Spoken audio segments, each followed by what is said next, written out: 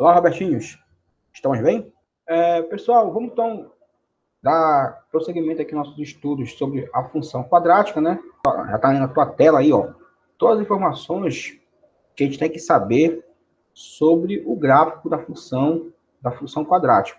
Então, se a gente for fazer ali, pegar esse gráfico aqui da função quadrática e fazer uma comparação com o gráfico da função afim, ó, colocando aqui no plano cartesiano aqui o eixo das abscissas e aqui o eixo das ordenadas. Você viu lá na função do primeiro grau que o gráfico da função do primeiro grau ele era uma reta. Ó. Vou traçar aqui então uma reta inclinada, mais ou menos a um rascunho, né?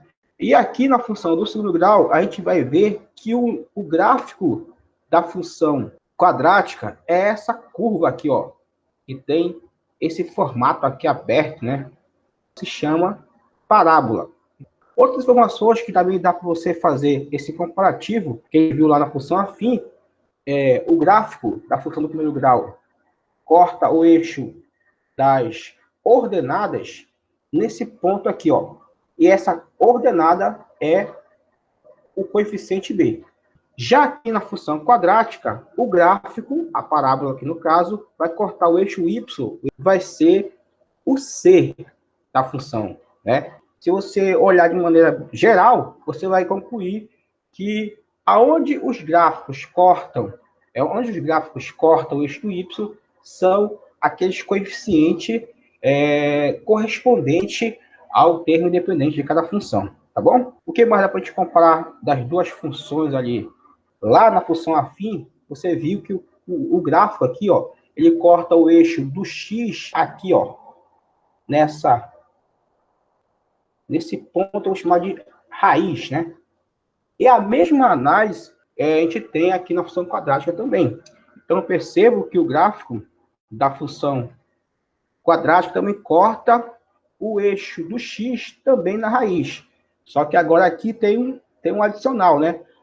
Em vez de ter apenas uma raiz, como nós tínhamos ali na função afim, aqui você tem duas raízes. Ó. Você tem essa raiz aqui que eu chamei de x1 e essa raiz aqui que eu chamei de x2. Então, são duas raízes. Função do primeiro grau, uma raiz. Função do segundo grau, duas raízes. Bem, o que mais temos aqui de informação em relação à função quadrática?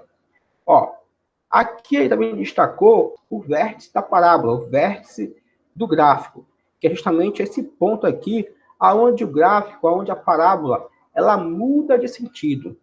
Olha só, se a gente for olhar aqui o gráfico, aqui nesse ponto inicial onde está aí o laser, você repara que para esse caso aqui específico, o gráfico começa a cair, né? Então está decrescendo, está caindo, está caindo, está caindo, até o momento que chega nesse ponto específico que chamam de ponto V, né?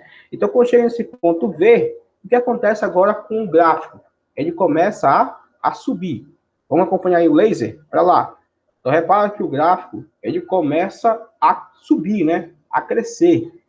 Então, repara que nesse ponto aqui, V, é onde essa função ela muda de sentido. Uma outra definição que eu posso também ter do vértice é que ele vai ser esse ponto onde vai passar essa linha aqui, ó, pessoal. Essa linha imaginária aqui, que eu vou chamar de eixo de simetria.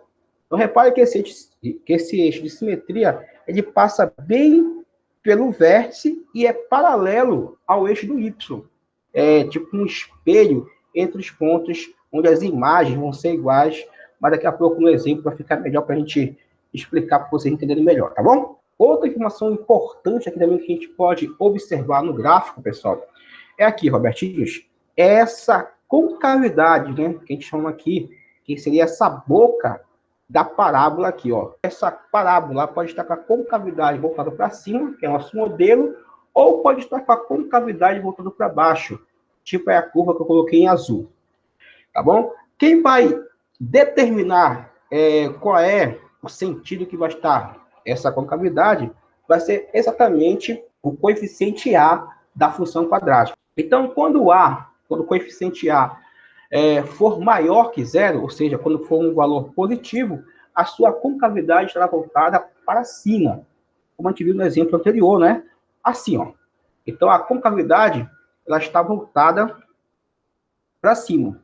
Se o gráfico aqui, ó, está para cima, é quando o A ele é maior que zero. Parece que ele está sorrindo aqui, né?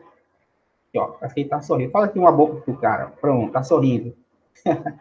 Agora, se o A for menor do que zero, vou aqui, ó, A menor do que zero, aí o cara aqui está triste.